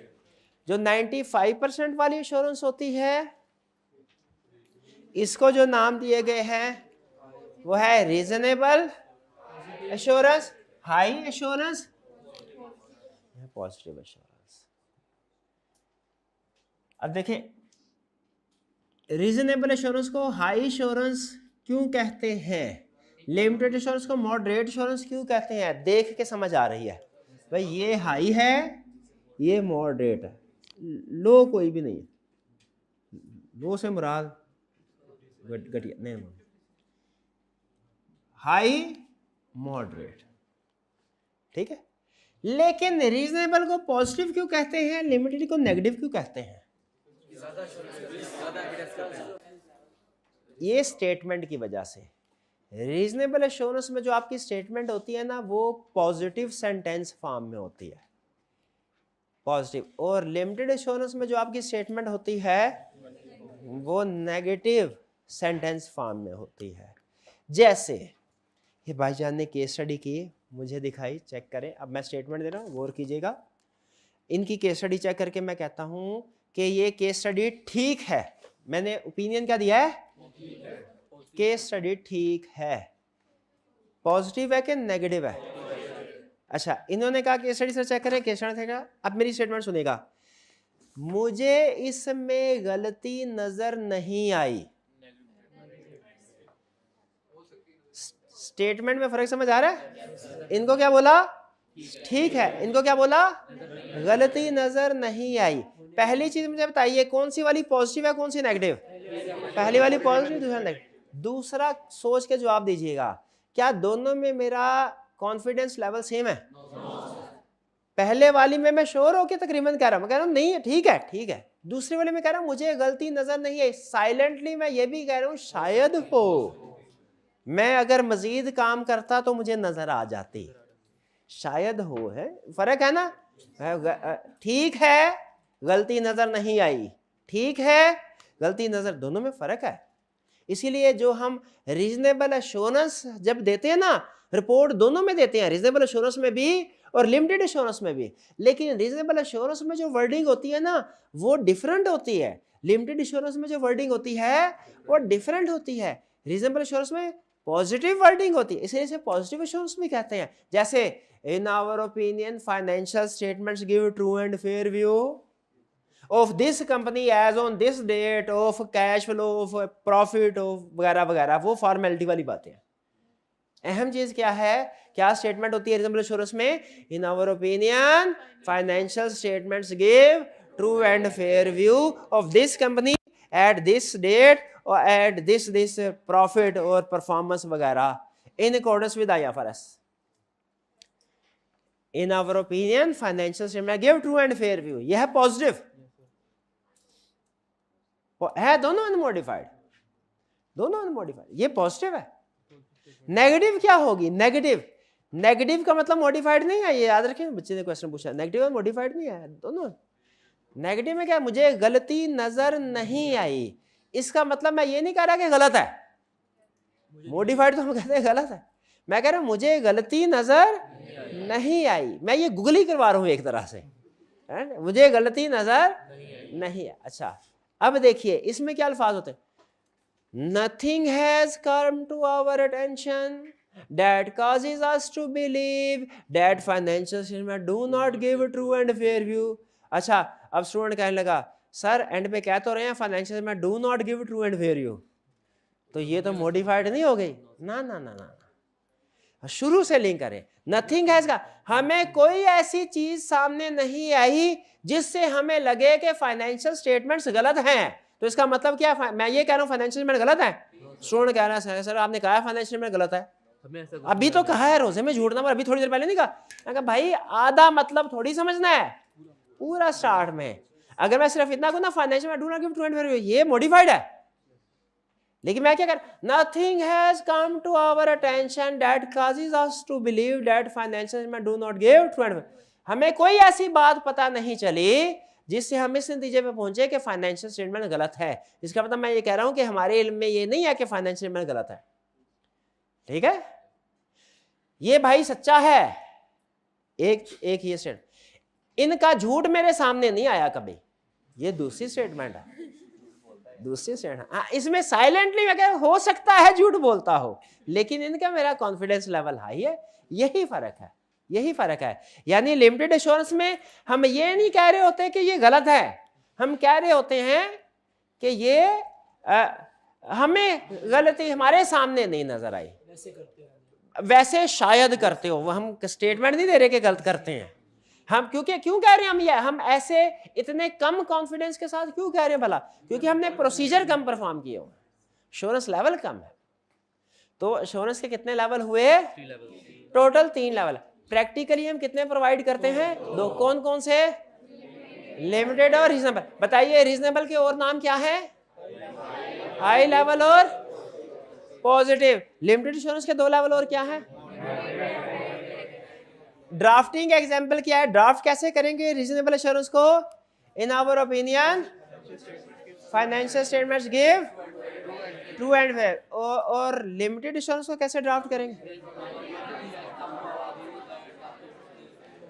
Nothing has come to our attention that causes us to believe that financial do not give। ये आज रट्टा लगा लीजिएगा, ये दोनों का, पॉजिटिव एश्योरेंस का भी रट्टा लगा लीजिएगा, नेगेटिव का भी।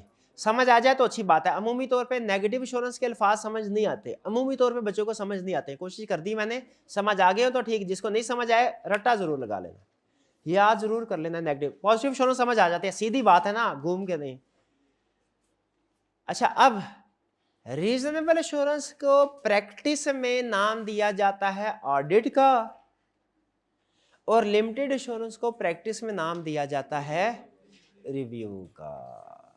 रिव्यू का आपको याद होगा, जिन स्टूडेंट्स ने कैप 7 कंपनी लॉ पढ़ा है ना, तो उन्हें लिखा था एनुअल फाइनेंशियल स्टेटमेंट्स के आगे ये नहीं लिखा था रीजनेबल एश्योरेंस प्रोवाइड करो, लिखा एनुअल फाइनेंशियल स्टेटमेंट्स का ऑडिट करवाओ, लॉ में लिखा हुआ है।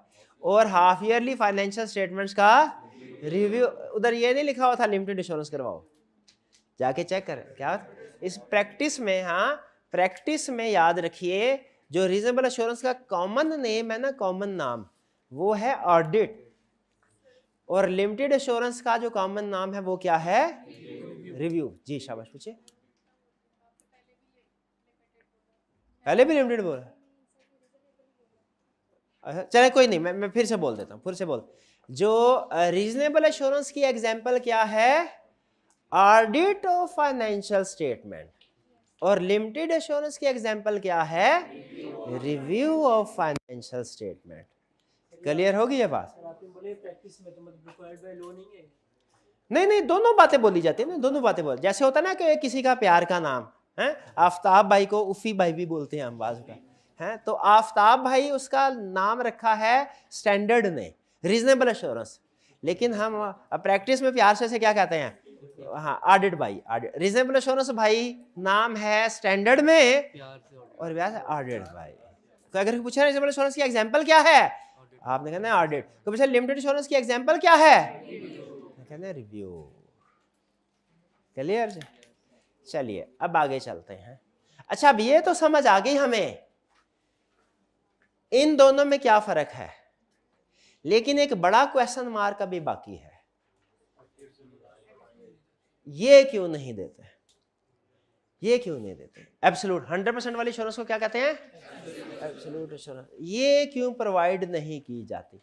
देखें, कंसेप्ट समझने के लिए एक मिसाल भी काफ़ी होती है, अच्छी मिसाल होना कंसेप्ट समझने के लिए एक ही काफ़ी होती है, ठीक है। तो इसका एक आंसर ये है कि भाई दुनिया में कोई भी पर्सन परफेक्ट नहीं है, दुनिया में कोई भी प्रोफेशनल अपनी सर्विस प्रोवाइड करता है गारंटी नहीं देता, ना कोई डॉक्टर अपने ऑपरेशन की गारंटी देता है, ना कोई वकील अपने केस की गारंटी देता है।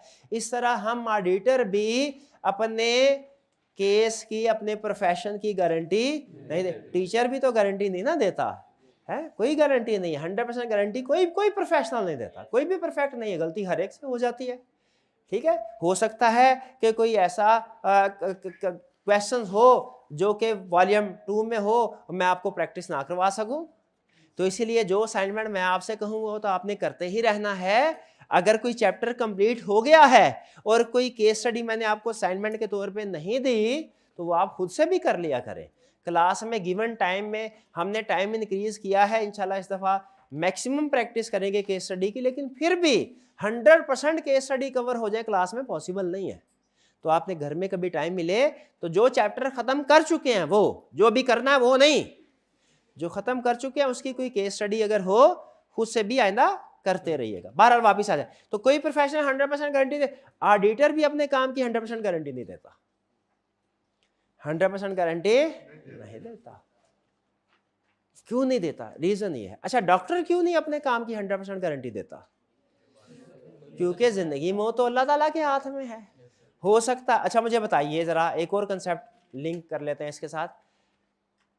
डॉक्टर ने ऑपरेशन किया, मरीज की डेथ हो गई, कंफर्म है डॉक्टर ने सही काम नहीं किया, कंफर्म नहीं, अल्लाह का हुक्म, बिल्कुल ठीक है, बिल्कुल ठीक, ऐसे हो सकता है, ठीक है। उसने ऑपरेशन ठीक किया है कि नहीं, इसका ताल्लुक मरीज के जिंदा बचने या मरने से नहीं है, ठीक है, जिंदा बचने मरने से ताल्लुक किसी और चीज़ का है। इसी तरह मुझे बताइए, अगर ऑडिटर ने ऑडिट रिपोर्ट साइन कर दी, उसके बाद उसमें से मटेरियल मिस स्टेटमेंट नज़र आ जाए, लोगों को कोई मिस स्टेटमेंट नज़र आ जाए, ऑडिट रिपोर्ट साइन कर दी, उसके बाद कोई मिस स्टेटमेंट नजर आ जाए, क्या कंफर्म है कि ऑडिटर ने काम ठीक नहीं किया? नहीं भाई, जिस तरह डॉक्टर के ऑपरेशन, सही ऑपरेशन के बाद भी मरीज की डेथ हो सकती है, क्योंकि कुछ और बहुत से फैक्टर्स होते हैं, उसी तरह ऑडिटर की ऑडिट रिपोर्ट साइन करने, वेरिफिकेशन के बाद भी फाइनेंशियल स्टेटमेंट में मिस स्टेटमेंट हो सकती है। अच्छा, अब गौर से सुनिएगा अगला कंसेप्ट। इसलिए अगर ऑडिट रिपोर्ट साइन होने के बाद उसमें कोई मिस स्टेटमेंट मिल जाए, तो आइंदा कभी किसी भी केस स्टडी में और जिंदगी में भी ना तो आपने ये कहना है कि ऑडिटर गलत है, ऑडिटर ने गलत ऑडिट किया, ना ही ये कहना है ऑडिटर ने ठीक ऑडिट किया। वो इन्वेस्टिगेशन होगी तो पता चलेगा। समझ रहे हैं? नहीं समझ आ रही बात के?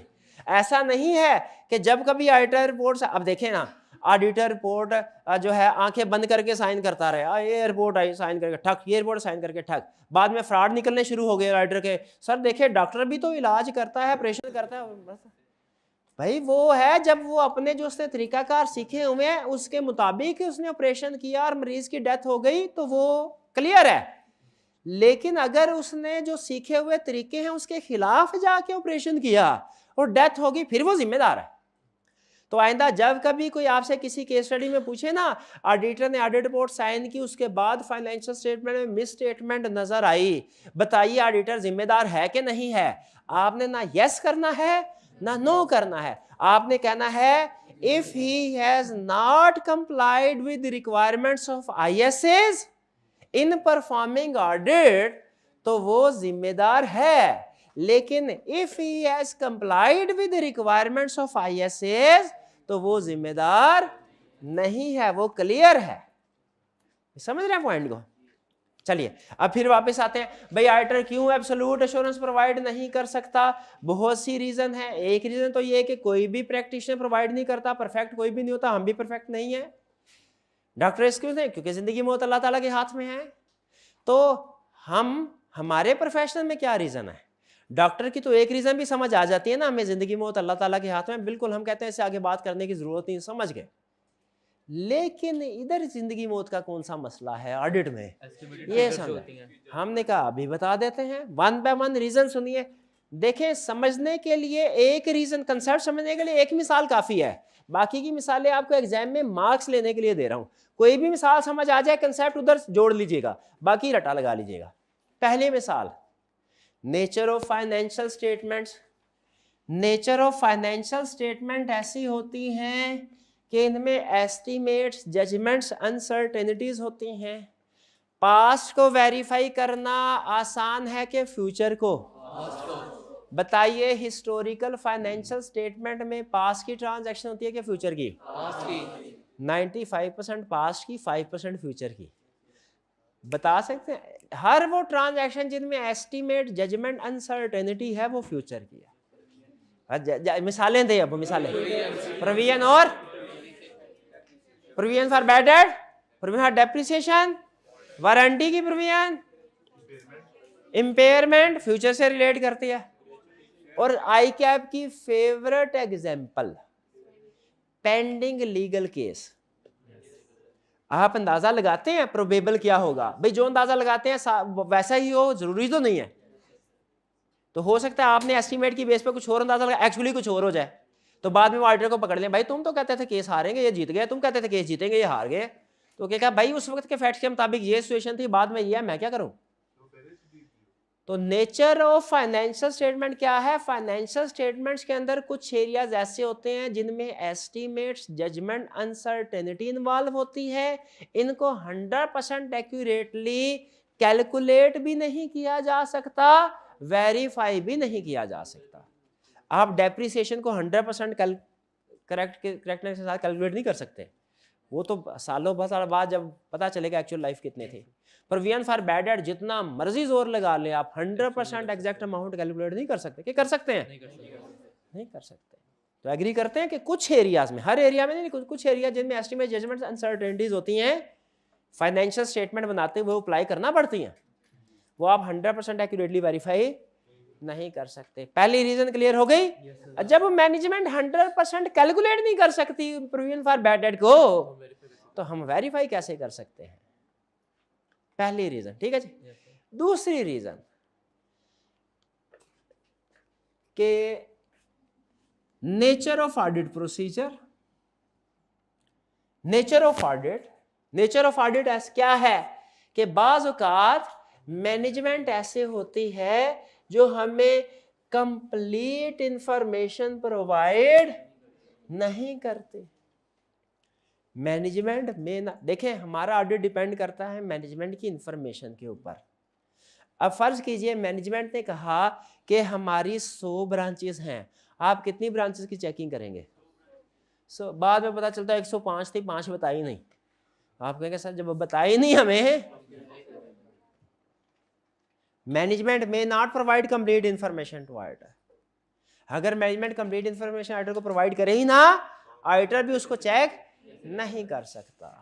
बेस समझ आती है? तो फिर एक रीजन ये भी होगी मैनेजमेंट इंफॉर्मेशन ही नहीं देती, इसलिए हम चेक ही नहीं कर सके, इसलिए हमारा काम 100% दुरुस्त नहीं है। ठीक है, आगे चलते हैं। No legal power to search. Auditor के पास लीगल पावर टू सर्च नहीं होती।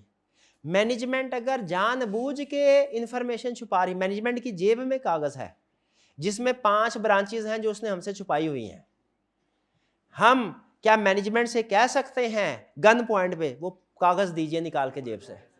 नहीं कह सकते। क्या चोरी चुपके से जाके मैनेजमेंट की जेब में से निकाल सकते हैं इंफॉर्मेशन? रात को सीईओ घर चला गया हो, मास्टर की बनवा के उसके रूम में जाके घुस के उसके दराज में से डॉक्यूमेंट्स निकाल सकते हैं? हमारे पास लीगल पावर टू सर्च नहीं है। ये पुलिस वाले काम इस तरह के कर सकते हैं, किसी के घर जाके तलाशी ले सकते हैं।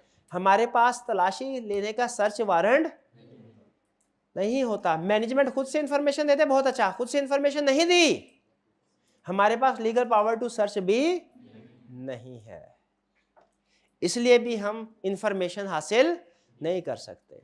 और अगर इंफॉर्मेशन मैनेजमेंट ने हमें नहीं दी, हमारे पास लीगल पावर टू सर्च भी नहीं है कि खुद से आप हाथ बढ़ा के ले लें। मैनेजमेंट इंफॉर्मेशन दे नहीं रही, हमारे पास पावर नहीं है कि जबरदस्ती ले लें। फिर हमें क्या करना चाहिए? शेयर होल्डर्स को बता देना चाहिए। शाबाश, ये पॉइंट जेन में रखिएगा। ये जहां पे मैंने आपको no legal power to search बताई है ना, वहां के साथ में ये पॉइंट बिल्ड कर लीजिए कि सर ने बताया था अगर मैनेजमेंट हमें इंफॉर्मेशन नहीं देती, हम जबरदस्ती ले भी नहीं सकते, तो फिर एज ऑडिटर हमें क्या करना चाहिए? तो लिख दे यहाँ पे शेयर होल्डर को बताना चाहिए। शेयर होल्डर को बताना चाहिए। कैसे बताना चाहिए? ज़बानी कलामी के लिखत पढ़त? कैसे? रिपोर्ट, ये चीज रिपोर्ट पहले पढ़ा तो नहीं हुआ? की बात है। चलिए, पिछली दफा भी यही कहा था। फ्रॉड थ्रू कलूजन, ये तो अभी मैंने आपको बता दिया था, कल भी शायद एग्जांपल दी थी कि जो फ्रॉड, जितने ज्यादा लोग मिलके फ्रॉड करते हैं, जैसे एनरॉन वाली एग्जांपल दी थी ना, अगर तो चीफ एग्जीक्यूटिव फ्रॉड करे ना, तो बोर्ड ऑफ डायरेक्टर्स का चेयरमैन उसके ऊपर निगरानी करने के लिए बैठा होता है। चेयरमैन चीफ एग्जीक्यूटिव के फ्रॉड को पकड़ लेता है। लेकिन एनरॉन में क्या हुआ था याद है? 2 लोग जिनको सजाए हुए थी, एक कौन था? चीफ एग्जीक्यूटिव, एक कौन था? चेयरमैन। जब काम करने वाला और निगरानी करने वाला दोनों मिल जाए, जब चोर और चौकीदार दोनों मिल जाए, फिर फ्रॉड नहीं रुकते। फ्रॉड थ्रू कोलूजन, ये अगर है तो इससे भी हम फ्रॉड को डिटेक्ट नहीं कर सकते। हमने कहा सर उधर सारे आपस में मिले हुए थे, हम क्या करते, अकेला बंदा, उधर सारे ऑर्गेनाइजेशन मिली थी, एक दूसरे का झूठ में साथ दे रहे थे।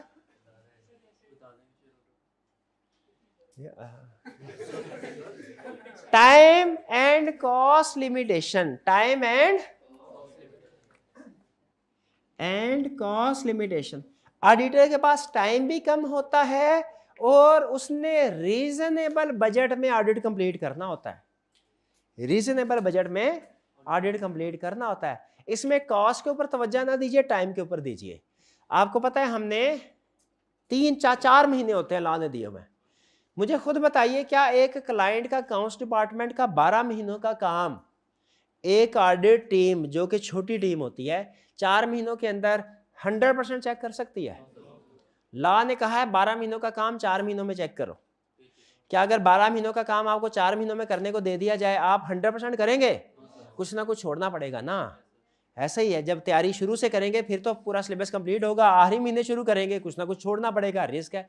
तो जब हम 100% टाइम लिमिटेशन है, हमारे पास टाइम कम है, हम 100% चेकिंग नहीं कर सकते, क्या करते हैं फिर? सैंपल बेस पे काम करते हैं। तो सैंपल बेस में रिस्क होता है कि जो आपके सैंपल में सिलेक्शन नहीं हुई उसमें कोई ना कोई प्रॉब्लम हो सकता है कि नहीं? तो टाइम एंड कॉस्ट लिमिटेशन की वजह से हमें अपना काम जल्दी करना पड़ता है, 12 महीनों का काम 4 महीनों में करना पड़ता है। इसकी वजह से फिर फर्क क्या पड़ता है? हम 100% नहीं कर पाते, हम सैंपल बेस पे काम करते हैं। सैम्पलिंग में काम करेंगे तो जाहिर है कुछ आइटम 100% तो नहीं होगा, वो जब काम ही लेस देन 100% करेंगे, सैम्पलिंग का मतलब लेस देन 100% है ना, तो श्योरेंस भी लेस देन 100% आएगी, 100% थोड़ी आएगी। समझ रहे हैं? ये क्या रीजन पढ़ रहे हैं हम किस चीज की? कि 100% एश्योरेंस, एब्सोल्यूट एश्योरेंस क्यों नहीं प्रोवाइड की जा सकती?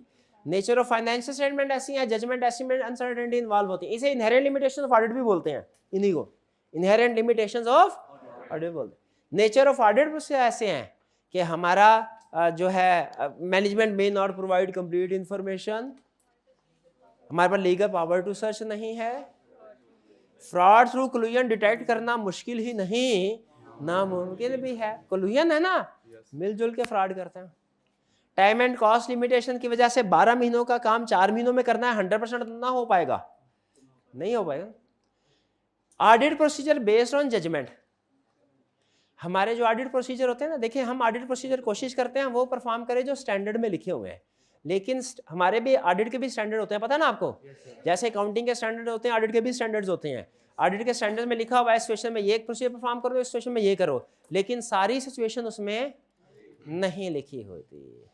तो जहाँ पे सारी सिचुएशन नहीं लिखी होती वहाँ पे फिर वो सिचुएशन अगर के सामने आ जाए, हम क्या करते हैं? अपनी जजमेंट अप्लाई करते हैं। जजमेंट में भी रॉन्ग, जजमेंट फॉल्टी हो सकती है ना।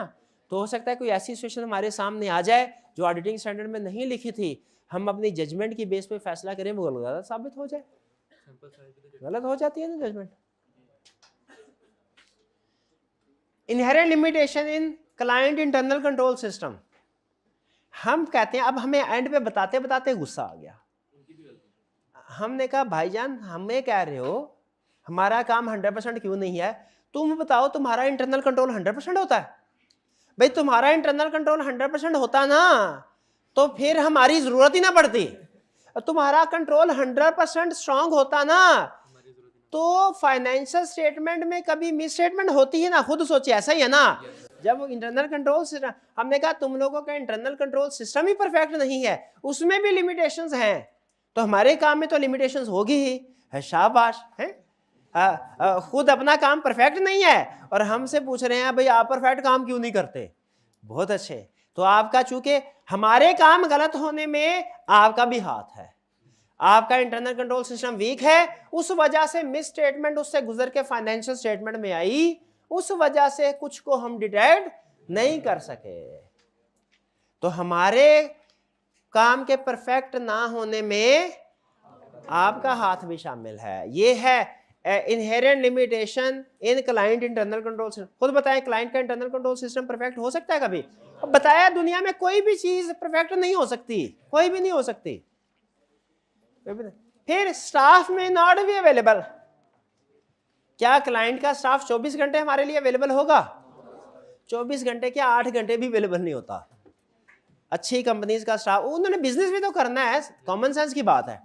बताइए बिजनेस ज्यादा अहम है कि ऑडिट ज्यादा अहम है? उनके पॉइंट ऑफ व्यू से सोचे, बिजनेस ज्यादा अहम है। वो कहते हैं सर आपके हर सवाल का जवाब देंगे 3 बजे के बाद। 3 बजे के बाद, 3 बजे तक हमें काम करने दें अपना बिजनेस, बैंकिंग आवर्स हैं, 3 बजे के बाद रिलैक्स होंगे, कस्टमर का रश कम होगा ना, फिर जो सवाल पूछेंगे बताएंगे। ये बात भी एक्सेप्टेबल होती है। लेकिन एक दफा एक क्लाइंट ने अच्छा नहीं किया, क्लाइंट जितना ज्यादा अच्छा होता है ना, यानी अच्छा से मुराद जितना उसने काम ठीक किया होता है, उतनी ही ऑडिटर को लिफ्ट नहीं करवाता, और जितना खराब काम किया होता है उतनी लिफ्ट ज्यादा। हमारा एक क्लाइंट था, बिल्कुल घटिया काम था उनका, वो मैनुअली रिकॉर्ड मेंटेन कर रहे होते थे, लेकिन हमारा इतना ख्याल रखते थे, उससे ज़्यादा ख्याल किसी वालिदैन नहीं उतना ख्याल रखते थे जितना वो ख्याल रखते थे। रोज़ थोड़ी थोड़ी बात, सर मौसम कितना अच्छा है, समोसे हो जाएं, पिज़्ज़ा हो जाए, थोड़ी देर कोल्ड ड्रिंक हो जाए। एक क्लाइंट पे तो उन्होंने एक बंदा ऐसा अपॉइंट किया, उसकी जिम्मेदारी यही होती थी भाई ऑडिटर खाली पेट ना बैठे, ऑडिटर का मुंह हमेशा चलता रहे। वो हर आधे घंटे बाद कुछ ना पूछता भी नहीं था, ले आता था।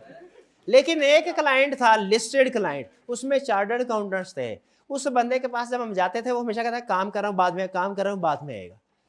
तंग आके हमने शिकायत लगा दी, तो उसने कहा अच्छा शिकायत लगाई मेरी, और तो मैनेजर ने उसे फ़ोन करके कहा सर कोई इन्फॉर्मेशन चाहिए टीम को, ज़रा दे दीजिए। उन्होंने कहा ठीक है सर, ये वीक आपको पता है हमारा ज़रा बिजी है, संडे को टीम को बुला ले, जो भी इन्फॉर्मेशन होगी मैं प्रोवाइड कर दूँ। उसने बदला लिया, संडे को बुला, संडे को जाना पड़ा फिर हमें। तो बाज़ औक़ात क्लाइंट हमारी रिक्वायरमेंट के मुताबिक अवेलेबल, लेकिन याद रखें इससे फ़र्क नहीं पड़ता, इन्फॉर्मेशन हमें चाहिए, क्लाइंट इन्फॉर्मेशन देता है, ना नहीं करेगा, ना रिफ्यूज़ करेगा तो वो गड़बड़ हो जाएगी। लेकिन हाँ, हमारी ज़रूरियात के मुताबिक जितना टाइम हम कहें, हर वक्त क्लाइंट अवेलेबल नहीं होता। अच्छा मुझे बताइए कि ये आपको रीज़न समझ आ गई कि क्यों ऑडिटर एब्सोल्यूट एश्योरेंस 100% प्रोवाइड नहीं कर सकता। इन्हीं को इनहेरेंट लिमिटेशन ऑफ ऑडिटर भी कहते हैं, जहन में रखिएगा। ये इनहेरेंट लिमिटेशन का लफ्ज़ 2 दफ़ा आया, एक मेन कंसेप्ट में, एक उसकी एग्जाम्पल में, लेकिन दोनों में फ़र्क है। ये इसका ताल्लुक, इस इनहेरेंट लिमिटेशन का ताल्लुक क्लाइंट से है, इसका ताल्लुक। अच्छा मुझे बताइए आपको सबसे ज़्यादा परसुएसिव रीज़न कौन सी लगी? परसुएसिव का मतलब होता है कि जिससे आपकी तसल्ली हो जाए। एक होता है कंक्लूसिव। कंक्लूसिव जब हमने 100% अश्योरेंस लेनी हो ना, 100 लेनी होती, तो हम कंक्लूसिव एविडेंस लेते। कंक्लूसिव का मतलब होता है 100%, वो लॉ में रिक्वायर्ड होता है। ऑडिट में परसुएसिव एविडेंस होता है जिससे तसल्ली हो जाए। तो मुझे बताइए आपको इनमें से सबसे ज्यादा परसुएसिव पॉइंट कौन से वाला लगा? कितने स्टूडेंट को पहले वाला लगा, कितनों को दूसरे वाला, कितनों को तीसरे वाला, कितने को चौथे वाला, कितने को पांचवें वाला, छठे वाला? चले ठीक है। अच्छा इसमें कितने को ये वाला मैनेजमेंट में नॉट प्रोवाइड, और कितने को ये वाला, कितने का ये? चले बहरहाल में, और किसी स्टूडेंट को इनमें से कोई भी पॉइंट वैलिड नहीं लगा। भाई आपने 100% काम करना है हमेशा में, ठीक है जी। चलिए असाइनमेंट आपको दे दी गई है, जरूर कीजिएगा। अच्छा एक चीज और, आपको मैं बताया था लेक्चर, आपके साथ एक एडिशनल रिसोर्स शेयर किया जा रहा है। स्टूडेंट की प्रॉब्लम होती है कि जो कुछ थ्योरी में याद करते हैं भूल जाता है। अच्छा पहले तो मुझे बताइए कितने स्टूडेंट को ये प्रॉब्लम अपनी अर्लियर स्टडी में किसी भी सब्जेक्ट में फील हुई है कि जो थ्योरी में याद करते हैं अक्सर एंड तक जाते जाते भूल जाता है? चलिए तो ऐसे सारे रटा नहीं लगता, रटा नहीं लगता, बिल्कुल सही कहा, रटा। तो ऐसे सारे स्टूडेंट्स के लिए एक हमने एक मेथड अडॉप्ट किया है, इम्प्लीमेंट करने जा रहे हैं।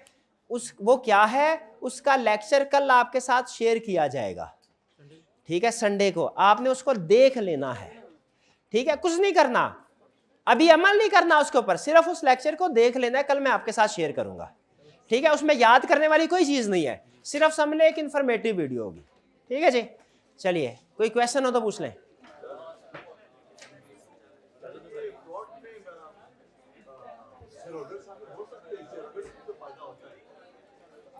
नहीं, फ्रॉड में हमेशा शेयर होल्डर को फायदा नहीं होता, बल्कि फ्रॉड में शेयर होल्डर को नुकसान ही होता है अक्सर। चलिए जी आज का लेक्चर यहाँ खत्म करते हैं हम। अल्लाह हाफिज।